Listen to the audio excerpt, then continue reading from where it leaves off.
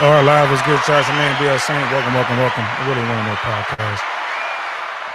Ooh, how y'all feeling out there, man? How y'all feeling? I know. It's like we're on the summer schedule, and I have not been doing lives like I normally do. I haven't.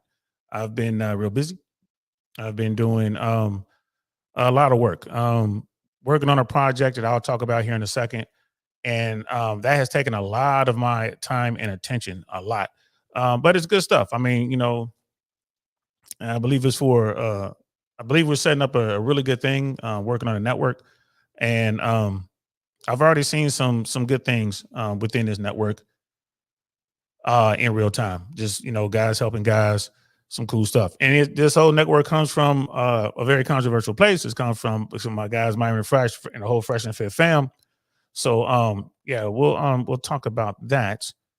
And we'll review a little bit of the show. Myron Fresh invited me down. They wanted me to talk about becoming an air traffic controller. It's one of the careers you can get into in the United States with the United States government with no college. You can, apply, you go through the process. If you make it through the process, you're in. I got my training through the United States Army, but you don't have to go to the military, although every branch except for Space Force. I don't know what Space Force has them, but Army, Navy, Air Force, Marine Corps all have air traffic control programs. I went through the Army, got in to the FAA 8 years after I got out of the Army. 4 years after I got out of the Army. And we talked about that. They asked me to come down, talk about how to become an air traffic controller, what the process is like. Talked a little bit about my background, like what led me to the Army. Talked a little bit about what it is to be an air traffic controller. We're going to review a little bit of that, guys. There are a bunch of shorts out there floating around, stuff like that. So we're going to talk about that. And then we're going to talk a little bit about politics. We're going to talk about Joe Biden a little bit and how he's, there's been some sort of turmoil within the Democratic Party and their supporters. We're going to get into all that, guys. So thanks for rocking out with me. Thanks for showing up. And here we go. Let's get into it. And we are live. What's good, y'all? Welcome to the I Really Want to Know podcast, y'all.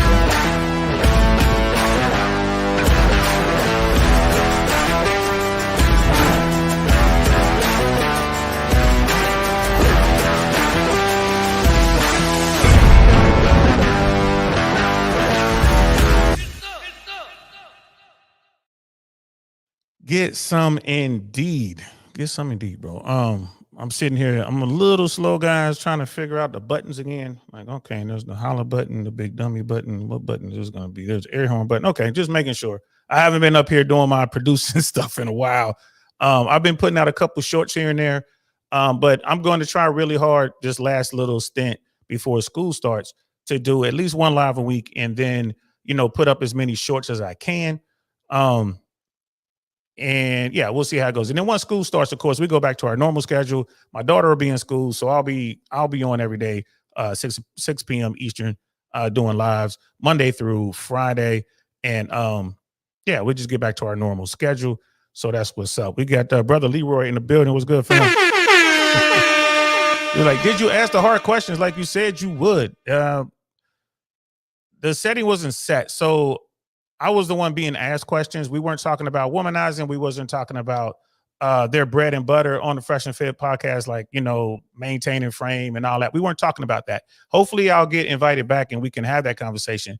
I know that Fresh wanted to talk about what it was like dating in the 80s and 90s versus today. He wanted to talk about that. We discussed that during the pre-show. We just never got around to it. The conversation kind of, stayed over with, my experience, where I came from, how I ended up in the Army. Why did I join the United States Army? What happened to me while I was in the Army? And then that rolled into my air traffic control experience. How did I get into the FAA? How that worked? We were talking a lot about networking and stuff like that. So to answer your question, no, because we weren't in that vein of questions. We weren't in that world.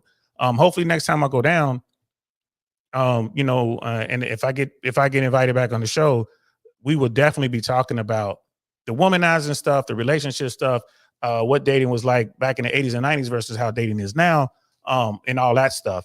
And I think that's when those questions would come up. But I wasn't interviewing Myron and Fresh. Myron and Fresh were interviewing me. So and if we do that again, like again, Myron and Fresh asked me to come down on a Wednesday to do the Monday show.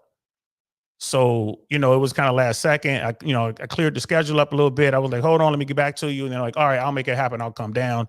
And I did it. I went down on a Monday, did the show, did 3 shows. In fact, it was the show that you guys saw. And then I was talking a little bit on their news segment show. And then we did a Zoom call after for the Castle Club members. So yeah, I didn't get back to my hotel room till 5:30 in the morning. And then I drove home. I'm only 4 hours away from Tampa. I do enjoy that drive, but I was wore out. Brother Pablo's in the building. What's good, fam? Like, yeah, listening to the same story about 9/11 was definitely not boring.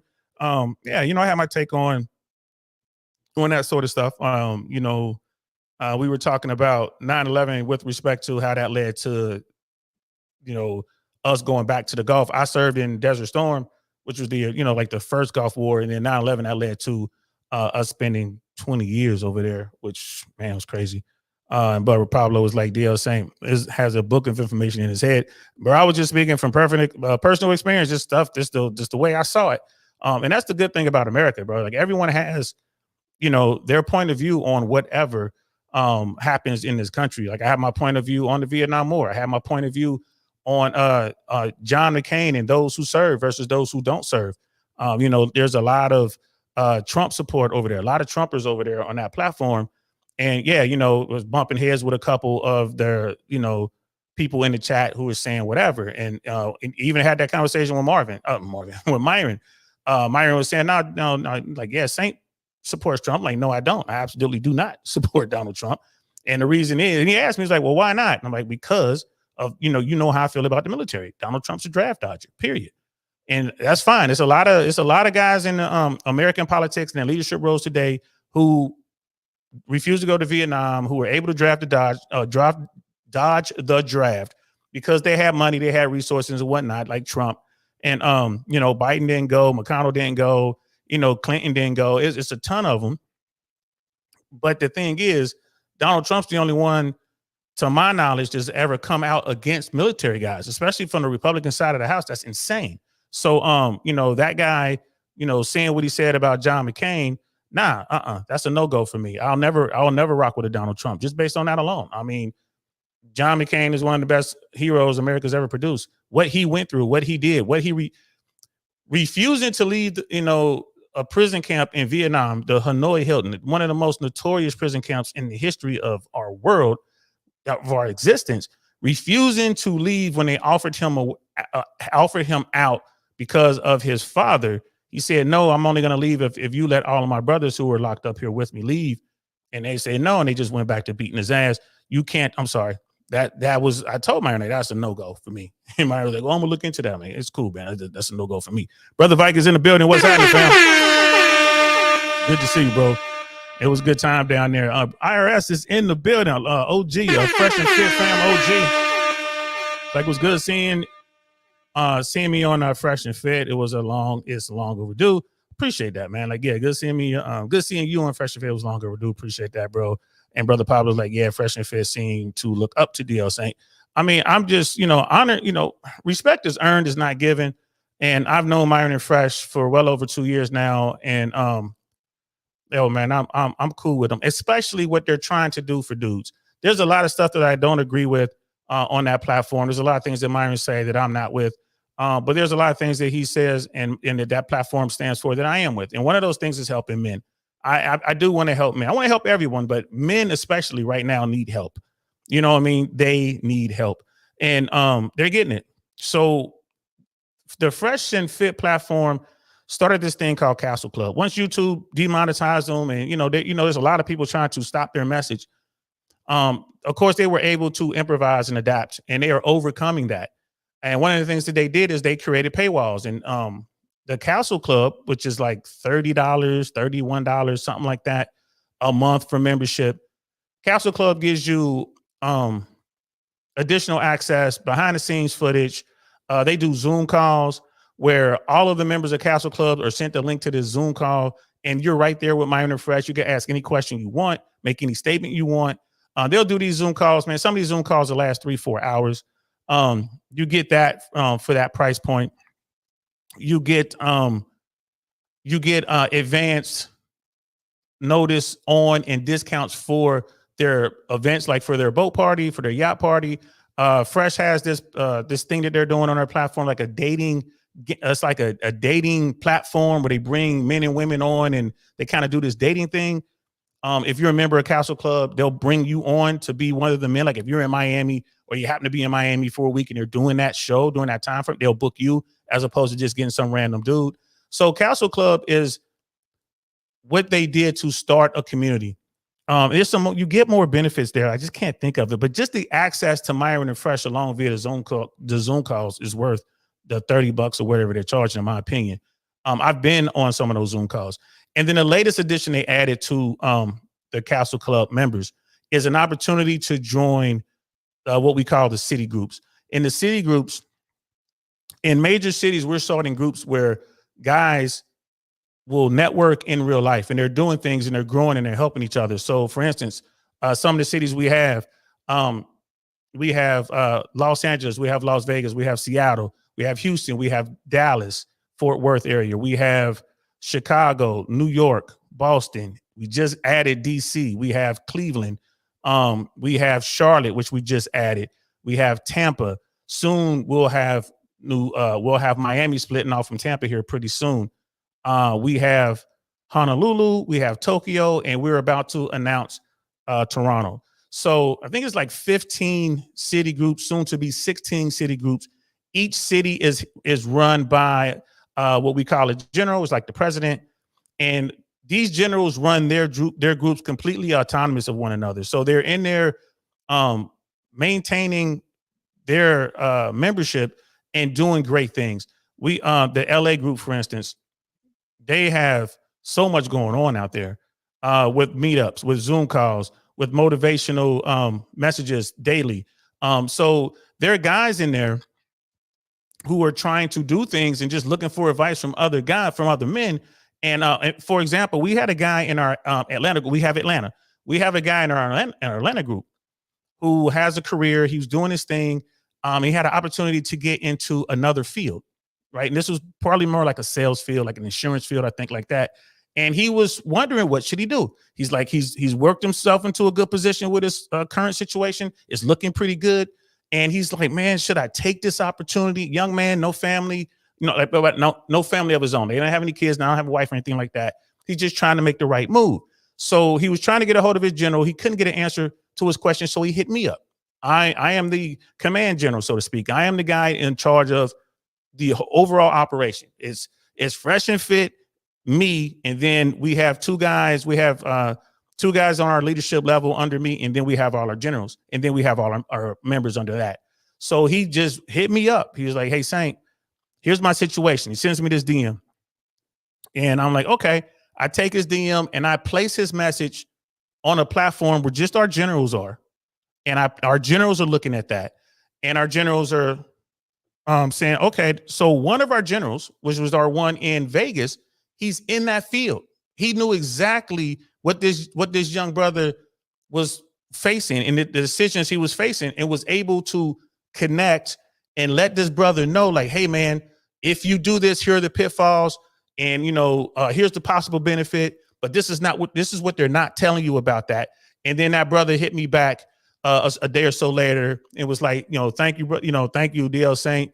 I was about to make a mistake, and because I was able to get with someone who happened to be one of our generals that could help me with this decision, I'm able to make the correct decision. That is what we're building.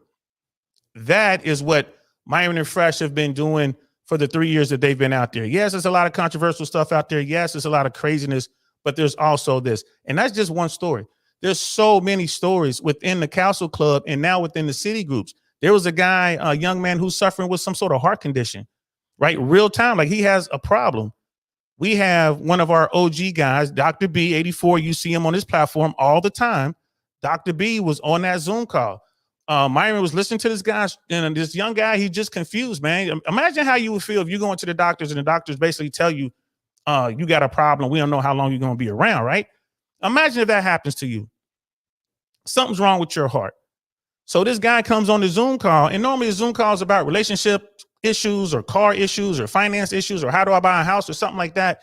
This guy was like, hey, the general told me this, and I mean the doctor told me this, and I'm still getting into the gym, but when I work out, I'm like really short of breath, and it didn't used to be like that, and I can't run like I used to. And you know what, he was like, Myron, what would you do if you were in my situation? He's like, the first thing I would do is I would listen to my doctor.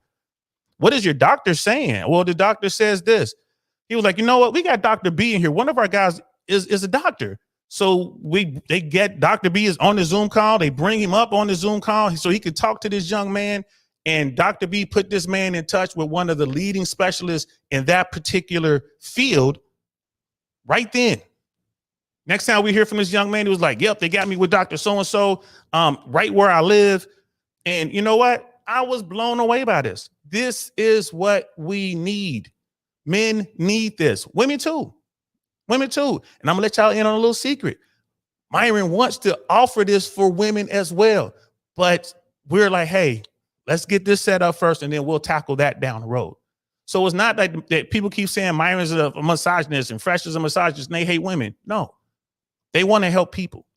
So just to give you an idea of what we're doing, and here Dr. B is in the building right now. And I get a big hand to Dr. B right there, bro. I give a hand to Dr. B and to Don DeMarco. Don DeMarco. Right? And Dr. B like, looks like I hopped in at the right time. Yeah, you did, bro. I'm talking about you, man. Your ears must have been burning. This brother right here is a medical doctor, and this brother right here was able to talk to his colleagues and help this young man with his problem.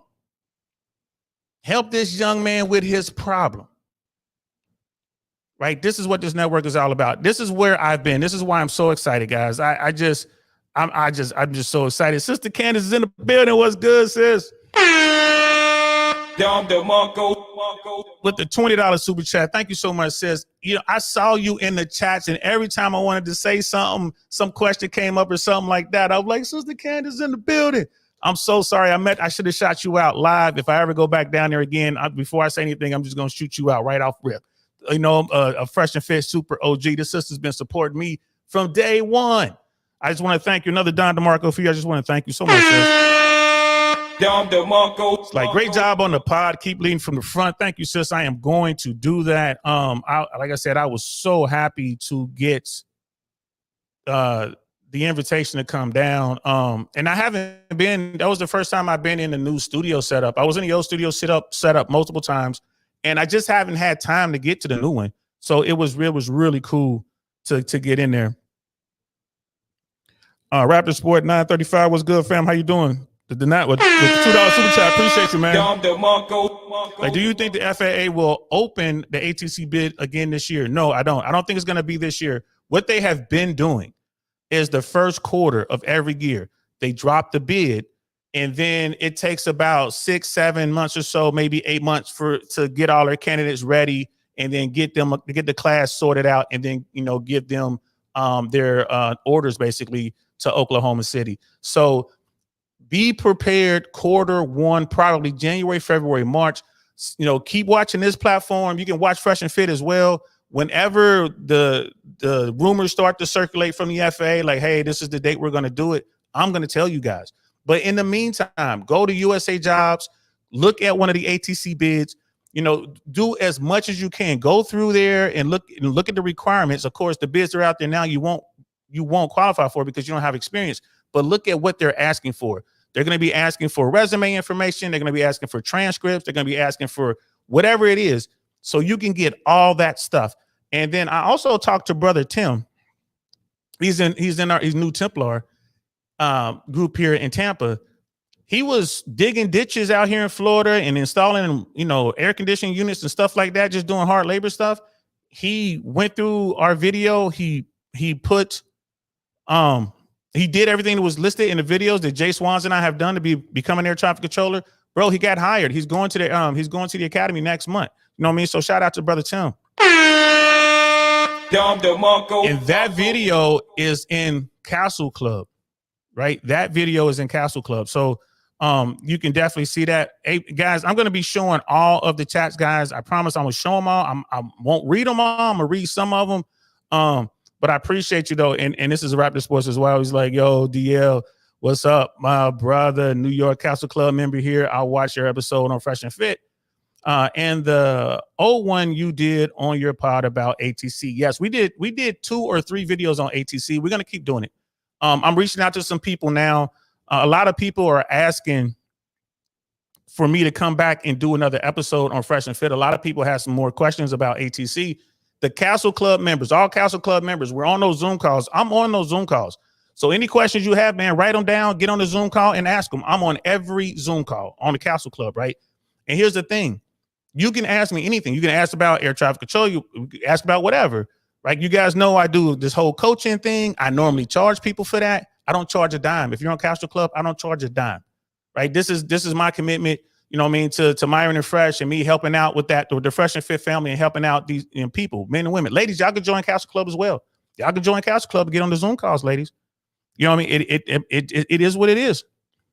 You know, Brother Pablo is like, I'm 65, disabled, and I have no desire to hook up with a chick or be in any city group. Didn't think Castle Club group is for me, although I do kind of agree with Myron's politics. You get a little bit of that. There are a lot of guys in there who agree with Myron's politics. There are guys in there who don't. You know what I mean? Saw me on Matthew Cox. Yeah, hey, then we're working. That's another thing. I've been working with Brother Matthew, trying to get him on Fresh and Fit.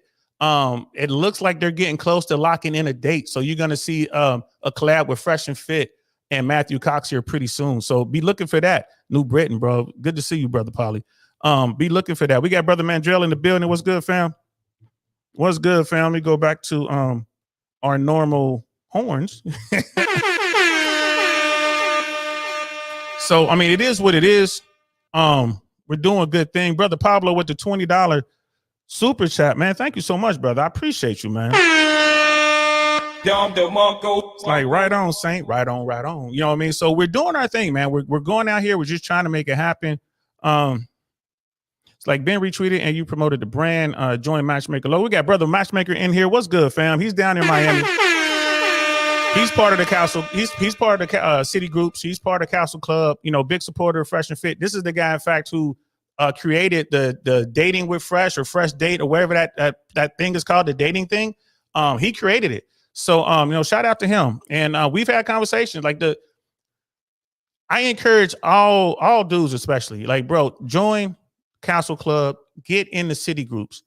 There are so many mentoring opportunities in there. We have everyone in there, bro. We have, you know, from white collar, you know, careers, doctors, engineers. We have a brother in Canada who is a nuclear engineer. A nuclear engineer, works at one of the power plants up there. We were trying to get him as a general. He just didn't have time, obviously. He was too busy. But those brothers are in our networks. We have law enforcement officials in our networks. We have politicians in our networks. You know, we have religious people, clergy in our networks, bro. We have, you know, we have blue collar guys. We have heavy equipment operators in our networks. We have one of our generals is a fireman, right? Former combat veteran. He's a firefighter. He's one of our generals. There is so many opportunities to learn and better yourself in this group, man. So you have to join Castle Club. Once you join Castle Club, again, it's like $30, $35, something like that a month. You join Castle Club, then you can request to become a member of the city groups. And then you go through a process. We actually vet you. Like you don't just get to join and you just go into a city group. No, you have to do a Zoom call with us. We have to see you. We ask you a couple questions. We do a couple things. And then, you know, if everything checks out, then we'll go ahead and place you in the city that's closest to you. And we're constantly working on stuff. Like we have, I just got off a call welcoming our newest general, brother Coat, down in Charlotte. We got a brand new general in DC, Brother Rico. We're about to announce in Alabama, in Birmingham. Myron wants Birmingham open. He has a very close associate there that's doing good thing. This guy's a trucker and he owns his own trucking companies and he owns his own truck and he tells people how to do that.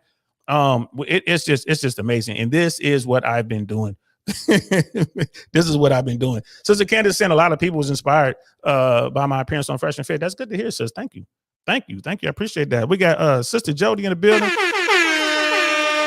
What's good? What's good, sis? Good to see you. Rare One, good to see you again, brother. I ain't seen you in a minute, man. I'm so glad you're back. In New Britain, Polly's land, Marion is it. Let me see. Myron is it into real estate, so he's going to fascinated by Matthew Cox's story. Yeah, he's going to be fascinated. Yeah, bro. Yeah, he definitely is. Myron's big time into real estate. He's definitely going to be fascinated to hear about synthetic people and how brother Matthew was, single-handedly responsible for raising the cost of real estate in a zip code up here in Tampa. I've been trying to get those two platforms together for a minute, and it looks like we're just about there. When that show happens, I'm going to be there. It's either going to be on a Monday or a Friday. I do know that much, but we're just trying to get that going. I look forward to seeing that. And then wouldn't it be great if he can get, if Brother Cox could get, Matthew Cox could get Myron and Fresh up here to film in his studio and do that? That would be crazy to hear. You got the federal agent on one side, and then you got the former criminal on the other. I think that'd be good. Brother Shaw's in the building. This is Shaw. What's good, fam? Thank you, brother. Thank you, brother. And congratulations on your success on what you're doing over there, man. Like I said, man, we definitely I want to work with you some more, bro. I know we've already collabed a little bit. Look forward to working with you some more. I appreciate y'all, man. Thank y'all so much for coming through. I appreciate the super chats. I really do. Thank you so much. And we're growing. Like we almost have 2,000 subscribers, so we're growing, guys. I really appreciate it. I'm going to continue to work with the Fresh and Fit fam, especially on our city groups. We are building an international network that is really effective already. I mean, I just told you a couple stories. There's so many stories of guys helping one another and guys getting better. Yeah, we got some problem children in there. And guess what? We're going to get them squared away because that's what we're about. Steel sharpens steel. You need men to come together, and men are all about meritocracy and all about accountability. That's what we're about. And if you're not about accountability, we're going to give you some opportunities, but if you can't get it together, we're going to have to, show you the door. You know what I mean? We're like, hey, get out of here. Get out until you're ready to come back. When you're ready to come back, go through the process and we'll see you on the other side. So we're having extreme success right now with what we're doing. So I wanted to react to me. We're going to react to me on the Fresh and Fit podcast. Again, I was brought there to talk about being an air traffic controller. The title of the episode was how to make over $100,000 a year without a degree. Air traffic control is one of them. Tugboat captain. You don't need a degree. All you need is the certifications. I don't know a whole lot about tugboat captains, but I know they make six figures plus, and it's a very, very serious job. I mean, you lose one of those big ships. Y'all saw what happened over there in the Maryland area, DC area, when a ship lost power and floated into a bridge and knocked the bridge down. Right? Sometimes the tugboats mess up and they push the ship the wrong way and they lose control of the ship and they'll bump into something. So tugboat captains are another one that you don't need anything other than a high school education, high school diploma or GED to get into that field and move your way up. Hopefully I can find a tugboat captain one of these days and have that conversation. So the episode went about 2 hours and 41 minutes. That was a very long time. I didn't realize it was that long. And I mean, Myron and Fresh just kept asking questions, and the chat was like sending in questions. It was a really good episode. I am really honored that I was able to stay on for that long. And again, if you guys have any questions, if you're in Castle Club, you can go on the Zoom call. I'm in those Zoom calls. You can ask any question you want. That's what the membership is for. And we'll answer those questions. And, if Myron and Fresh bring me back down, I know people have been requesting that, they bring me back. They have some more questions. They want to talk about some more stuff. If that happens, I'll let you guys know immediately. I'll put out a video, whatever. Hopefully I can get the video out before the thumbnail comes out, but it is what it is. And, but yeah, like that tugboating thing and all that, there are jobs out there, guys. There are careers out there that you can get into. You just need that specialized skill and some training. And a lot of that is done on the job. You don't necessarily need to go to college and get these degrees. A lot of people are wasting a lot of money on these degrees. And then Sister Candace wants to know, like, Brother DL, did you discuss the night Kobe passed on Castle Club? Your show ran long. I fell asleep. I did not. I talked to Myron about that off camera. So Myron, Big Mo, and Bills and I went to go grab something to eat after. I didn't talk about that. And yeah, I probably won't. I've had more time to think about it. I probably won't. I will speak on it once all the litigation is done. It's gonna be a few more years before all that litigation is done. But once all that litigation is done, I'll definitely speak on it at that point. I was at work that day. I was in the tower. I did hear the transmissions going back and forth between the helicopter and our tower at Van Nuys. I had nothing to do with that. I was working a position that had nothing to do with anything, but I was there. And any one of us could be called into the court proceedings. So I got to be careful about what I say, especially to the masses, because I don't want to get drugged into court, especially all these years later. I'm retired. I don't want them dragging me into court and having me say stuff. So yeah, I didn't tell what was going on. I didn't get any sauce. I said that, just hang in there. I might talk about it on Castle Club or whatever, but we wound up not having that conversation. So brother Pablo, I wound up not speaking on it. But afterwards, if you come to our in real life events, I'll talk to you about it. You catch me outside, I'll tell you about it. But I won't say it on camera until all of the litigation is done. Yeah, and it was definitely a helicopter crash. Tragic day out in Southern California. It was crazy. So without further ado, man, let's get into it. So this is the part where they were asking me a little bit about my military experience and some of the stuff that I did. And my thoughts on Fresh asked about, people in America, how we would handle another world conflict. If there were a draft, could the guys of today, could these men running around today actually step up and fight? And this is my response to that. So here we go. Take a book out or a couple books out, and if you don't bring them back in a certain time, they fine you and shit like that. Yeah, they send like the mob after you, man. Like, you know what I mean? Some Barbados is so small, everyone knows each other. So like, if you didn't return your book, they'd be like, Mrs. Cheryl, your son didn't bring the book back, and everyone would know in the town. That you didn't have those. Yeah, everyone would telling you. Yeah, I mean, like, don't need to join the service to see the world, but I like to see the world from the sights of my weapon, bro. Like, I travel now, but there was nothing like, if somebody give you a hard time and you standing behind a Mark 19, it was an automatic grenade launcher, bro. That's how I wanted to see the world. And it's free. You're seeing it for free too. People don't understand that traveling is extremely expensive now. So doing it through the military is a great way to become more worldly without breaking your pocketbooks. And you learn a bunch of like tangible skills while you're in the military. And that's a fact. Like so that part about seeing the world through the sights of your weapon. Like when I was, my first experience with traveling the world, I was in the Army, of course. I went to the Middle East. I was in Europe a little bit. I was in Korea, so I got to see a little bit of Asia. And I said on the show, I'm not a big fan of the Middle East. At least back then. When I'm told, the Middle East has changed quite a bit, but back then I wasn't a fan at all. So, but there were some instances where people would walk up, on trying to be tough or whatever, and it's like, bro, I'm armed. I mean, you can come up here if you want to. I won't hesitate to light you up. I don't care, America, right? So. And there's a story of one of my friends. He was an MP.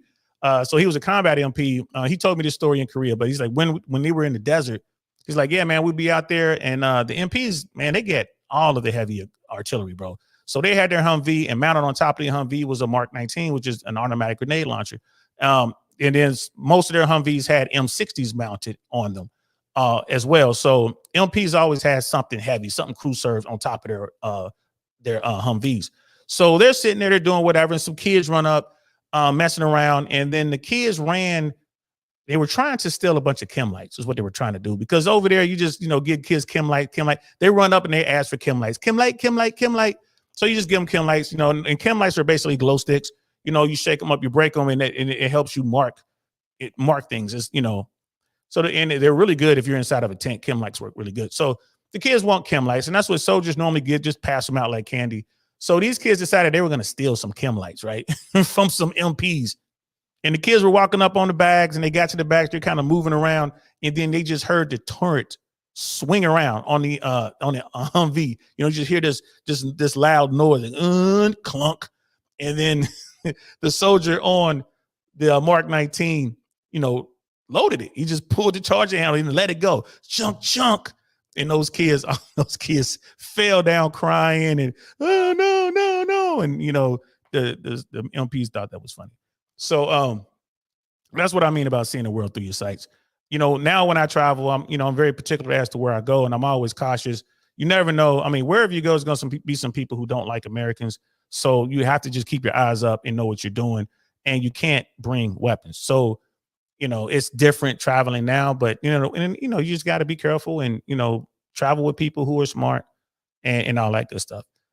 We got brother Love You 5 in the building. What's good, man? Appreciate that, man. With the $5 super chat. The GOAT himself, man. I appreciate that, man. Thank you so much, man. Thank you guys so much for coming over here and supporting, man. I really do appreciate it. It means the world to me. So let's continue. Do you think if there was a World War III right now, the guys of today are drafted in can handle this pressure? Yes, and I'll tell you why. Think about how America was prior to World War II or World War I. You want to talk about naive guys in the bubble, whatever. All they knew was right around them. And then in World War I, they got sent overseas. Now they find themselves in trenches or Bellawood, right? Or World War II, they find themselves in Normandy, or they find themselves in Guadalcanal somewhere, or, island hopping, fighting the Japanese. Those guys were able to do it. I think these guys could do it. But the problem is, if we went to a situation where it was another a big conflict, let's say that what's going on in with Gaza and what's going on in Ukraine with Russia, and then Taiwan pops up, and it's a conventional war, and we have to draft and all that kind of stuff. The army won't be friendly. It won't be nice anymore. To be a draft, you'll get training. It ain't no, I'm gonna call my mom, or they have this thing called stress cards. When I was getting out, I'm feeling stressed, drill sergeant. You can hold up your card. You hold up that card, they'll probably shove it right up they will beat you in that scenario, because when you're looking at a scenario where we lose everything America is, you lose that war, you lose America, all this niceties, all that bullshit goes out the window. Yeah, right. For sure. Now you're fighting for survival. And let me ask you this. So that part right there, someone's clipped that's out there somewhere. Someone sent it to me. I've already seen that particular clip. Because people talk about, oh, we got all these soy boys, we got all these soft men, and all this other kind of stuff, right? When it comes to fighting for survival, bro, they'll do it. Even when you look at the most extreme leftists out there, people who we hate guns and they hug trees and all that. When the enemy is at the gates, they will pick up a weapon and fire. They will pick up a weapon and fight. So here in America, we have it so good. It's almost, I've said this before on this platform, we're victims of our own success. I mean, the only threat to Americans are Americans. We have it so good over here. We have, we're flanked by two, oceans. We have friends to the north and friends to the south, right? We don't have to worry about anything. But, if something were to happen, right, we just don't know what tomorrow may bring. But if the Middle East got hot, with what's going on in Gaza, and it spills over into the Middle East, Iran is doing what they're doing. Egypt doesn't want any smoke, but you never know. It could be a regime change. You never know what's going on with Jordan, what's going on with Lebanon. You don't know. You look at what's going on with Yemen. That thing could pop off anytime. You look at what's going on in Ukraine, right? The Ukrainians are holding on because Americans are sending them the weaponry they need to stop the Russians. Now, if America stops supporting Ukraine, Russia will eventually be able to take Ukraine, but they've already broken it. Russia won't be able to repair the damage that they've done to the country, and there'll be an insurgency that they can never stop. The Ukrainians will be constantly fighting the Russians, constantly picking them off one by one, constantly harassing them. So that could lead to something, if Germany and France and Great Britain decide to intervene and it becomes a more regional thing, America will absolutely get involved in that. And then you look at Taiwan, same thing. If China makes a move on Taiwan, I mean, America's already publicly stated, we will support the Taiwanese people. We need those chips, right? Point blank, period. So I think there are already two carrier strike forces in the region over there, and I think a third might be in reserve somewhere close. That's America letting China know, man, y'all make a move, it's on. So if that happens, there absolutely will be a draft, and those guys and girls, the women won't be drafted, but I'm sure some will volunteer. Training will change. People won't care anymore about your feelings. They won't care about your emotions. It'll be more like the Vietnam era, Korea era, World War II era. You'll get beaten into submission in the Army and the Marine Corps, especially Navy and Air Force. I'm not quite sure what they're doing over there, but for trigger pullers, yeah. Like after 9/11, the SEAL schools, those classes that went through SEAL training right after 9/11, them boys went through a lot. They went through a lot. So those SEALs are still out there doing America's business. They were probably some of the toughest SEALs that's been out since World War II. So yeah, you would definitely have that. Like America will forget all the niceties. They'll forget about all the genders. They'll forget about the rainbow flag. It's like, nah, we gotta defend America, and that will absolutely happen. I was really pleased and surprised when Fresh asked me that question. I thought it was a good question. And brother, brother Polly, I feel you. We're small now; it's a lot of love, but as we grow, it's gonna get some haters. I've had a few haters already, but I know what you mean, man. Once we start growing, we're gonna get some real haters, bro. Brother Pablo was saying World War II, we were bombed at Pearl Harbor. From what I was told, the whole country united. Absolutely. After Pearl Harbor, America has always been isolationist. That's it, right? We were always isolate ourselves from the rest of the world. So World War I was the same thing. America didn't want anything to do with World War I until the sinking of the Lusitania, and then boom, we got involved in that. America didn't want anything to do with World War II. President Roosevelt knew America had to get involved. He knew fascism was bad. He knew Hitler was a threat. He knew he was going to have to deal with that. That axis over there with Germany, Italy, and Japan, he knew it was a problem. He knew it was just a matter of time before America got involved. But he knew the American people didn't want to be involved. So he couldn't really do what he wanted to do until December 7th, 1941, a date that will live in infamy. So once the Japanese attacked Pearl Harbor, now America was ready to go. And we didn't go get the Japanese first. We went right into Africa to fight the Nazis and focus on Europe. So he already had a plan. Like FDR knew what he was going to do. And, my big thing with leadership, today's leadership now, you look at someone like Biden, he's really incapable of leading through something like that. He's just not there anymore, man. He's just mentally not there. It is what it is. Too old. And then you look at someone like Trump. Trump doesn't have a military mind, and Trump doesn't really care. So, it's one of those things where you would have to rely on their administrations. You have to rely on, their advisors. We're just in a really bad state right now. I actually hope nothing pops off now. I just, America is just not in the right space. Lady Navour's in the building. What's good, sis? Wrong button. Lady Navour's in the building. What's good, sis? I'm so glad you're here. I haven't seen you in a minute, but I'm so glad you're here, girls. Always a pleasure to have you. Yes, I was on Fresh and Fit. I was on Fresh and Fit last Monday. Just this past Monday, I was on Fresh and Fit, and we're just reacting to me on that show. So let's continue. I get this question a lot from people. Hey, I'm thinking about joining the military. I'm 17, I'm 18. I've talked to a recruiter, or I'm in college right now and I want to become go to OCS, Officer Candidate School. Could you advise? Would you say it's an intelligent decision for somebody to go into the military now in 2024 with the global conflicts that we got going on? Do you think it's a viable choice for people nowadays? What's your thoughts? That's a tough question, bro. I ain't gonna lie to you. I struggle with this one. Okay. Prior to 2000, or you could give the good and the bad. You could give maybe why it might be good, why it might be bad if you can't come with a conclusive, and then let them decide. Hey, this is what you can look up on the positives. These are the negatives, and then let them come to their conclusion. Whatever you think is better. Yeah, I would say I used to be 100% yes, join the military, especially if you come from a background like mine. Yeah. The sky's the limit. Join the military. Just be smart. Figure out where you want to go. Do your research. I was all in. But I would say about maybe 10 years ago or so, I started to rethink that, and for various reasons. Right now, I really hate the fact that the people who decide where we fight have never fought. I don't like that. I don't like that at all. Yep. And those same people who decide where we fight, they've never fought, and their children aren't in the military. Yeah. So who are they I think sending? this goes back. Was the last president that fought in the military, was it Reagan? Reagan didn't serve in the military. He couldn't get in. Okay, so Reagan was one of the first. Reagan was an actor. So Reagan, Clinton, Obama, Bush Jr., and now we got Trump. None of these guys served in the military. Junior we got to give him half credit because he was in the Air Guard.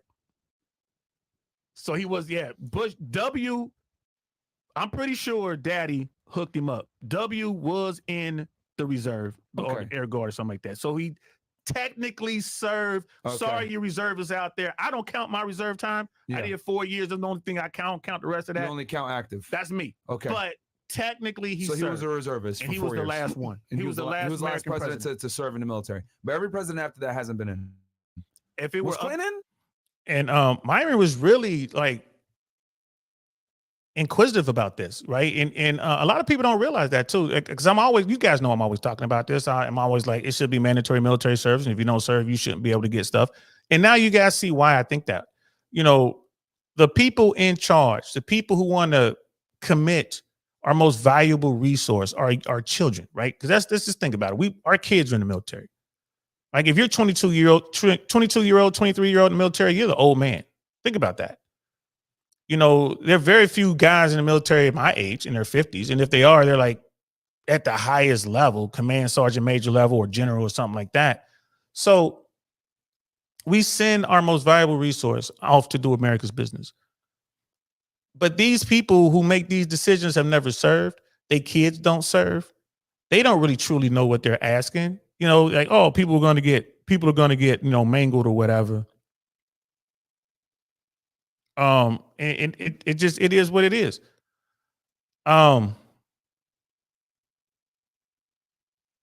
way I see it, and the way I explained it here, is the way I will always see it. I think every American should have to serve, just period. 2 years, and I think that will change. That will change the way that our leadership looks at foreign affairs. When you have, if everyone, just imagine if half of Congress were people who served. You figure half of them served, and of that, 25% of them probably were in some sort of combat situation. They're not going to be so quick to send our military off to some faraway land. Like if they do it, they're going to do it because they believe that's the best option, and we must do it. Whereas now these people are just like, oh, whatever. That's my thinking on that. And a lot of people don't agree. You know, some people agree, but I mean, it is what it is. And Myron was talking about, well, presidents again. If it were up to me, you can't be president of the United States if you never served in the military. And you got, the Army, Navy, Air Force, Marine Corps, Coast Guard. You should have to serve in something. Space Force now. You look at it, Joe Biden never served in the military, right? He had to get around the draft somehow. He was Vietnam era age, right? He didn't serve. Donald Trump, same thing. The most famous draft dodger. We know all about his thing because he brags about it, right? The bone spurs thing. He didn't serve. Before him, Barack Obama, he didn't serve. I mean, that's crazy. And then before Barack was W, he served in the Air Guard. Okay, well, he still served, right? That was the last president to serve. And before W was Clinton, and before Clinton was George H.W. Bush. So was that 7? So 6. So out of six presidents, only 2 served in the military. It should be the other way around, in my opinion. It should be the other way around. And Sister Lena Void, and she agrees with me. And yeah, it says, I would, yes, I was very honored to be on the Fresh and Fit podcast. And listen, Myron and Fresh get to listen to me bitch at them all the time. Like when the cameras are off, we're talking. I like them. They're friends. And I was talking to Fresh about his latest thing. And trust me, guys, he absolutely understands. Fresh has definitely changed his way of approaching women. Let's say, like he's doing it differently. His eyes are open now. We talked about that, and then like with Myron, we talk about even on their show, we were talking about political views, and I'm like, I can't support Donald Trump, and this is why. So I'm always telling them, sis, it's just a matter of people listening. It's a matter of people listening. But here's the thing. We respect one another. I respect them and they respect me. And I don't have to think like they do. They don't have to think like me. It's not about an echo chamber, right? It's about your deeds and doing good things and trying to help people. So real quick, let me answer this, guys. I'm sorry. I'm getting we were just talking about Matthew Cox, right? So are you going with me in a second? You ain't going, I can drive with you. Oh, so he's confirmed. All right, cool. I know what date is. I'm not going to say anything until they release it. But for you guys who are asking, Matthew Cox and the Fresh and Fit podcast collab is on. It is on. So maybe Maybe I'm gonna have to look at that. So sorry about that, guys. I hate looking at my phone when I'm my attention should be to you guys, and I'm on my phone. Forgive me for that. But yeah, so that's my thing on our elected officials not being prior service and not being veterans. I really believe that they should be veterans in my opinion.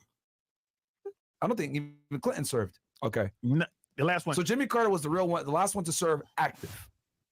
Jimmy Carter, and then Bush W was the last one technically because you had Sorry. go down the line. Bush Senior, yeah. Bush Senior was the last one. Yeah, he was absolutely hardcore. Bush, like I said, the shit he went through, right? Yeah. So Reagan, Clinton, all the rest of them. Junior, Obama, Trump, none of them. Yeah, and Biden. And Biden never did either. Yeah, never served. Wow. Okay. If I were commander and had my way, everybody in the United States, every man, woman, would have to serve. I would you're 18 years old, 2 years of service, United States military. None of this, well, my daddy is rich. Nope. If you're a rich person, like you one of the Kennedys or the Rockefellers or whatever, we're going to give you a fake name, put your ass in there, and you're going to serve. And then when you come out, if you become one of the elites and you run the country, at least you know what it means. When George H.W. Bush sent us to war, he knew exactly what he was doing. Mm-hmm. He knew exactly what that meant. Yeah. He knew people were going to lose their lives. Yeah. Right? When I was at Fort Bragg, for the 4 years I was there for 3 years. The 4 years I was there, 3 years at Bragg. There used to be this big sign. If anybody's at Liberty or whatever they call it now, let me know if this sign is still there. There should be this big ass sign. Right? It's home of the 82nd Airborne Division. If the base could go 82 days without somebody dying, this is during peacetime. If we could go 82 days without someone dying, we would get like an extra day off, like a holiday. I think I was there 3 years. We got like a holiday, I think twice. And when I was talking about this, like I was watching the replay and I'm like, damn, I didn't really convey it the way I wanted. So when I was at Fort Bragg, it was a big sign. And the sign would count up. So every day it would go 5 days without an incident or something, or 5 days without a death. I think it said 5 days without a death or 5 days without an incident, something like that. And then it was, 15 days, 30 days, 50 days, 60 days. So oh, we're about to get there. 70 days. And then you come back a few days later, 1 day, 2 days, 3 days. It was like, it rarely got up to 82. If it just got up to 82 days, then, oh, we're going to get a special day off. They would call it payday holidays. We just get an extra Friday off, because, we went 82 days without somebody dying. Someone would always die. And this was during peacetime. So I remember that board. We'd drive by that board and like, oh, we're at 52 days. And all the old soldiers were like, we ain't going to get there. And sure enough, you go by that board again like a week later and it's like, oh, 3 days. So it's dangerous to be a soldier or Marine or airman or, seaman in the United States military. It's dangerous in the Coast Guard as well. Coast Guard's out there doing active stuff. They're dealing with water, so, people drown all the time. There are mishaps on the boats and all that. People get crushed. So again, this is why I think everyone should join the United States military, at least have that experience and see what it's like, just do your bit for America. So what does that mean? Every time they train, every time you move a lot of people, someone dies. It is dangerous in the United States military. We train hard, right? Why? Because America's business is serious. Yeah. So, and that's one of those things, bro. It's like every American, I don't know how you feel about women being in the military. Mm-hmm. I'm like, fuck that. They can serve. They can do. We need cooks. We need, clerical specialists. I just don't think they should be in infantry. And another thing too that I like, yeah, if they can meet the standard, fine. Sure, yeah. One standard, yeah. One standard, not like. I can't believe. Wow.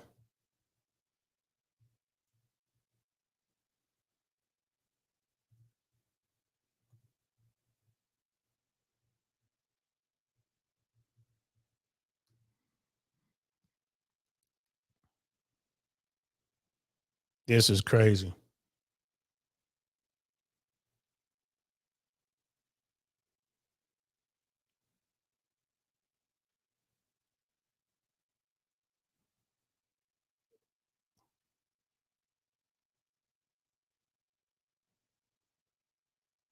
This is crazy.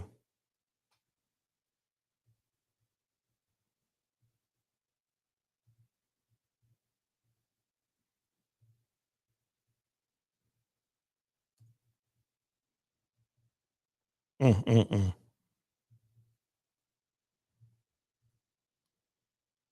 We back. It says we back. Are we back? Y'all can see me?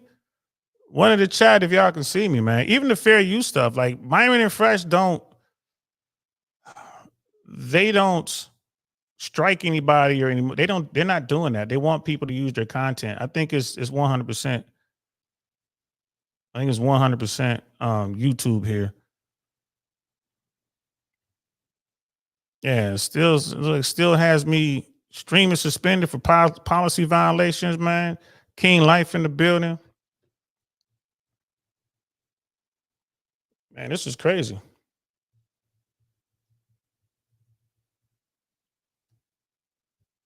Oh, looks like we're back now. Okay. Looks like we're back, guys. Yeah, man. I guess YouTube really doesn't like Fresh and Fit, man. You see that, bro? This is crazy. Like the fair use stuff, we didn't do anything wrong, man.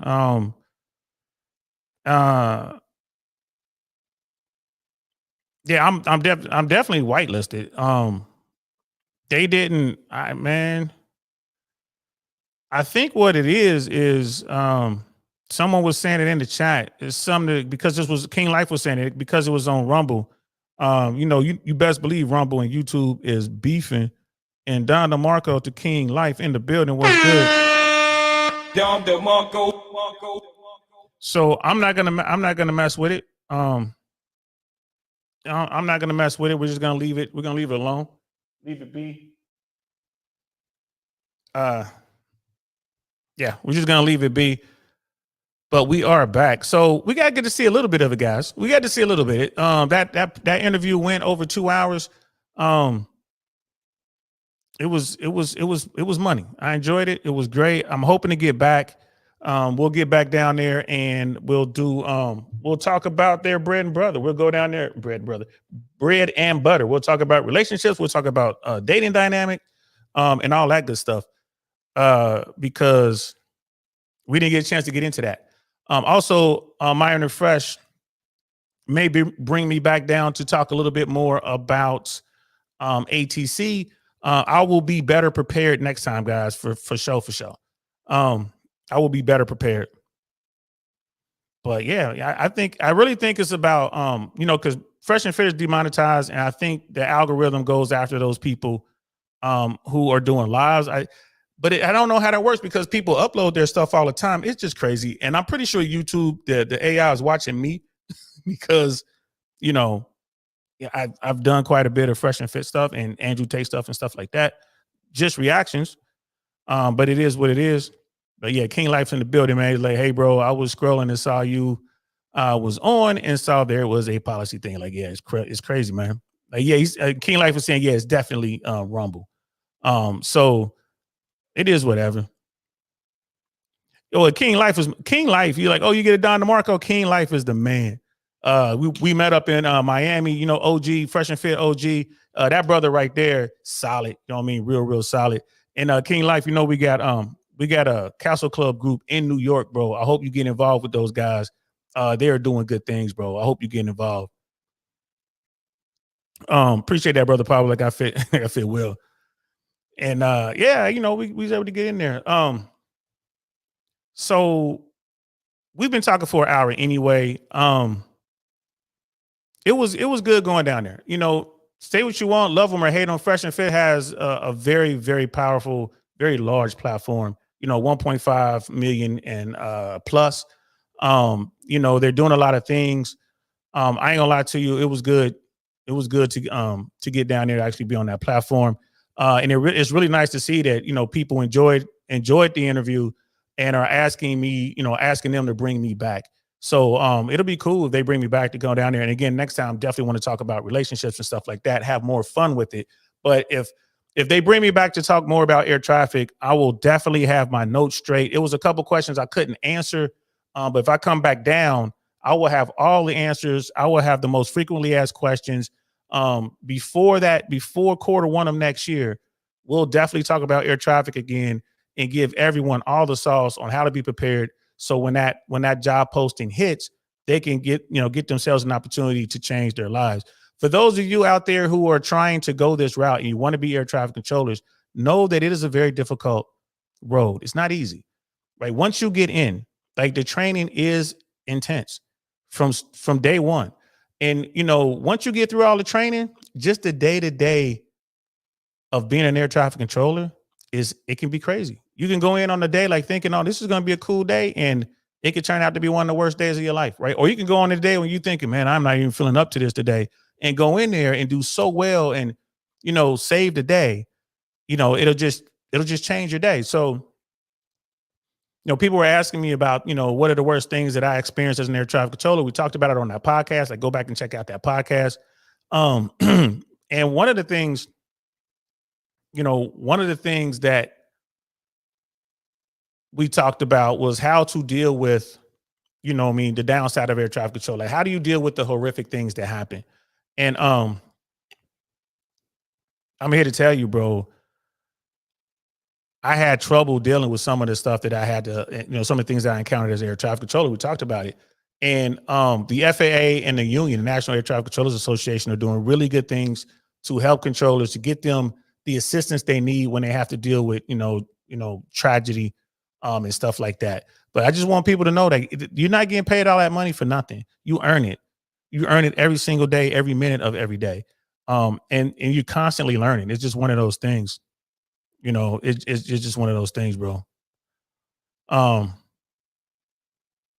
It's like, did y'all party together like he do with his guests? We were there. There was no party. We grabbed something to eat. We were out late.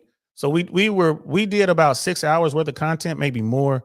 And then we went out and grabbed a bite to eat. Fresh, he tapped out, a couple hours before we finished.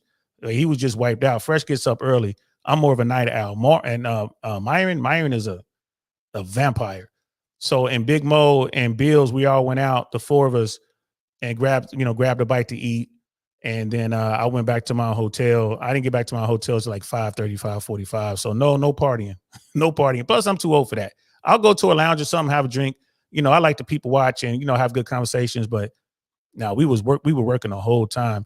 Brother King Life was like, yeah, FNF love you, bro. Yeah, they do, man. Them my boys, man. I got love for them boys. You know what I'm saying?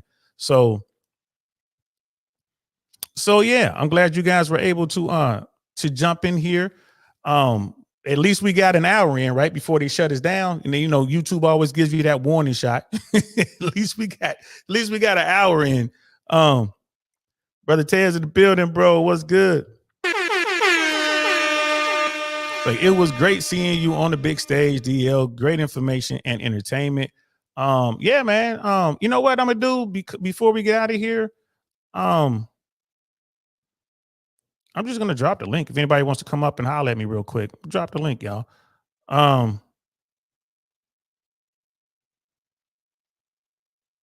It's there it is. You drop the link right there. If you guys want to come up and holler at a brother, because I was going to, we were going to continue with the breakdown with some more stuff I wanted to talk about, because that line of questioning got pretty good. But YouTube shut us down. So yeah, if anybody want to jump up, man, come up here. You've got, want to make a couple statements, got a question or whatever. We could chop it up for a couple minutes before we shut it down. And then tomorrow I will be back with a short. I won't do a live. I'll probably do a live maybe Sunday or Monday. I might do a live Sunday or Monday. So yeah, but tomorrow no. But yeah, guys, it was a great experience. Anyone who's ever get an opportunity to be invited to do the Fresh and Fit podcast, you will absolutely be amazed by their setup. I mean, their setup is crazy. Like, it's basically it's a condo that's 95% studio and 5% living space. So Myron basically just has a bed, right, that he sleeps on, and everything else is set up for Fresh and Fit or Fair Reacts, and then they have like a waiting room for they have guests, and they guests have like friends or entourage or whatever. It's 100% set up for podcasting, and I've never seen anything like it. I'm like, damn, bro, this is even better than the previous setup, which was nice. The cameras that they have, those cameras are so good, bro. They're broadcast caliber. They're broadcast caliber. I mean, the only difference between them and Hollywood is Hollywood has a little bit more organization in the sense that executive producers, associate producers, and writers. That's the only thing that Hollywood has over Myron, Fresh, Big Chris, Bills, and Big Mo. That's the only thing that they have over them, because they got everything else. Like the sound is amazing. The way they run their equipment, amazing. The cameras, outstanding. It was crazy. There's a house of hoes. Candace. But I tell you what, though, I bet you she was amazed with how it was working. And she was there for the after hours. As you guys know, Myron and Fresh aren't doing the after hours as much as they used to. They used to do 3 nights a week. I think now they're just doing 1 night a week. I think I was talking to Base Oracle a few months ago, and I was telling him, like, man, I don't know how long they're going to be doing this after hours. And Base was like, well, why? I'm like, bro, I'm telling you, man, like, Myron's tired of it. And he was so happy that he didn't have to do after hours on Monday. They did after hours yesterday. He seemed rejuvenated because he didn't have to, he doesn't have to do it as much.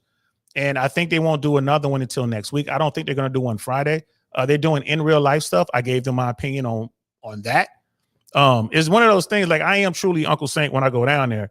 I'll be bitching at them boys, like, I don't think you should do this. I don't think you should be doing that. I love this. I love that. I am truly that one. I'm Unc. I come in there and they listen to me. You know what I mean? They show me the love. They just listen to me like, all right, we hear you. We'll have conversations back and forth. And then I'm like, I'm just saying. And then they do Fresh and Fit business in front of me. So I'm sitting there and I'm privy to everything. At one point, I was like, yo, Myron, this is what I'm talking about, man. We should be like, you should be doing a behind the scenes full documentary. And I still haven't convinced Myron and Fresh of doing the documentary. Like, you should be doing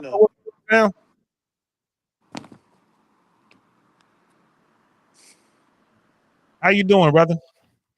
Hey, how's it going there? All right, man. Hey, Saint, you were great on Fresh and Fit. Thank you, brother. I appreciate that. And like I said, man, you fit in well. Man, I didn't know how much they would look up to you like they did. Bro, I tell you what, man, like I said, respect is earned, it's not given. And I've always been there, and I encourage people to be honest with folks. I tell them the truth. There's a lot of people who are like, man, you don't be telling them nothing. I'm like, I tell them exactly what I'm thinking. I give them the truth, whether they want to hear it or not. If you ask me, you getting the truth. So, and for that, they show me respect, man. And I really do like those guys, man. I really do. I've been rocking with Myron and Fresh for over 2 years, and Right. yeah, I'm so proud of them. I told them as much. Like, yeah, bro, I'm proud of y'all. I'm proud of y'all.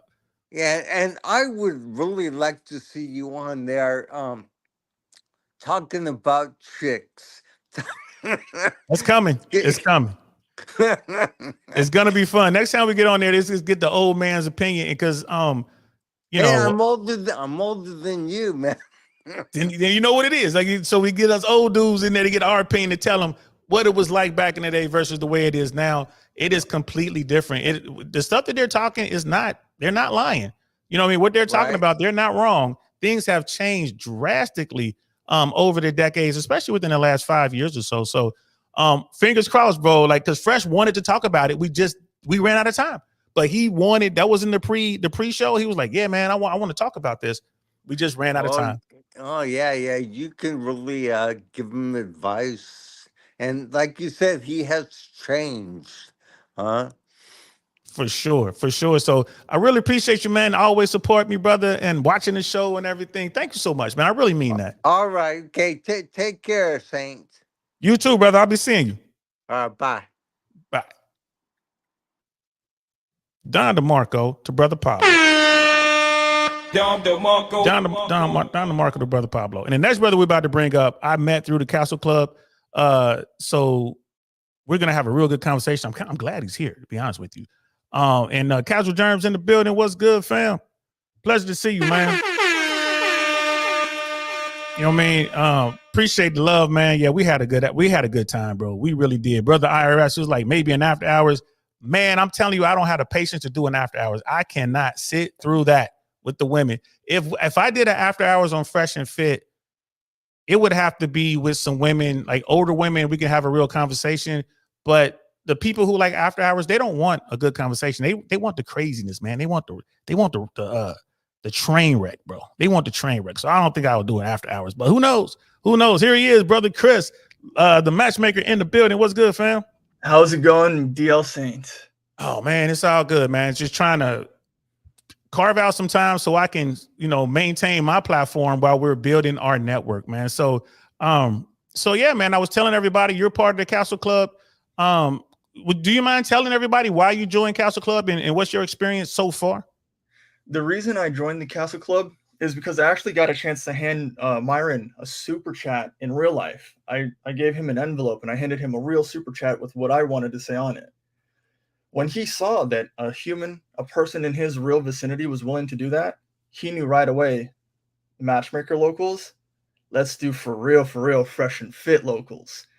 Handing a business plan to my brother because that's where I really wanted it to be.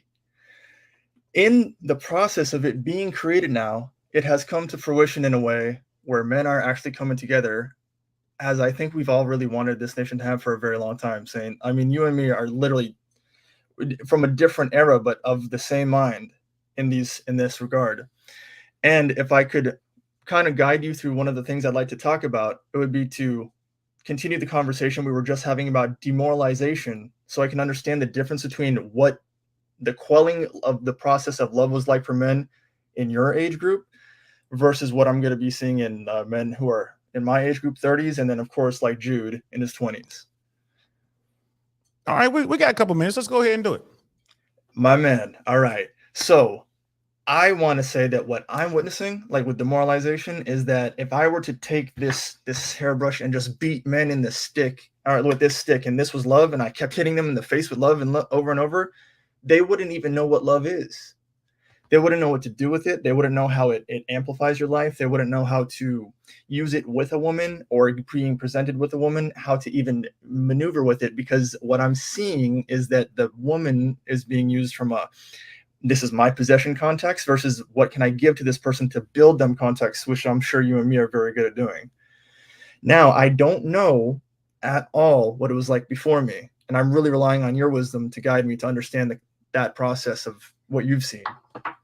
Well, I would say that there are some dudes out there, to your point, they're like, they're going after women for like they see her as maybe a possession, or they see her as, like an object or whatever, like you were saying. But I would argue that those guys are in the minority.